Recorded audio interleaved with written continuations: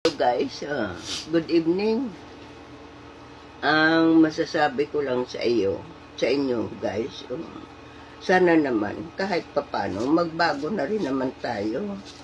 O hindi yung lagi ka nang nagmamalabi sa kapwa na akala mo ikaw na lang nakatira dito sa mundo. Oo, sobra naman. Alam mo, sa totoo lang, maski saan kami pumunta, lagi kaming, mayroong, wala naman kaming ginagawang masama. Kung pwede nga, pakisamahan pa namin ay hindi eh. Oo. Lagi na lang kami, mga walang kwentang tao. Oo. Ba't ganun?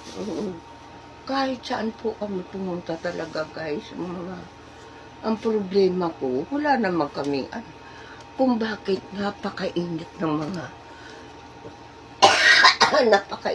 mga tao sa amin. Oo.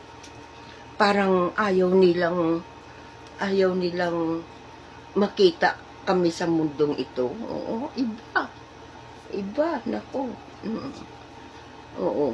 Sa lahat ng tinirhan namin, lagi talaga may kontrabida. O wala man lang na naging maganda. Kahit pag-isamaan, wala rin. Kung mayroon man, iisa-isa lang, ganun. Wala talaga. Lahat, pakisama mo, gagawin mo. Para lang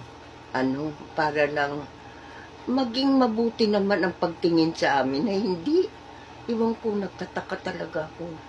Ibang klase. Parang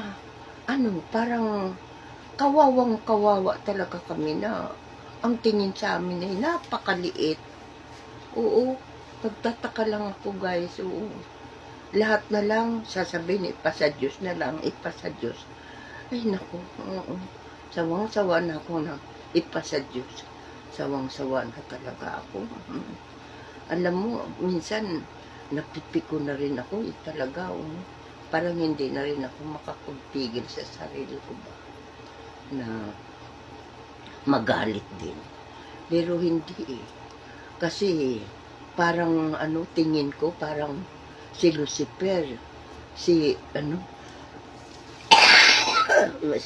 mga demonyo, tinutokso ako na magalit, oo.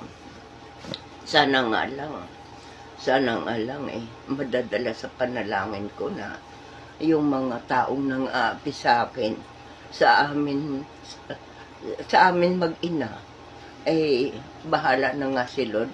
Pero marami na akong karanasan na ganyan, wala namang ginagawang masama. Pero masama kami sa kanila. Ba't ganun? Yun lang guys, lang, parang bukas loob ko lang, binuksan ko lang yung dibdib ko sa inyo, mga hinanakit ko.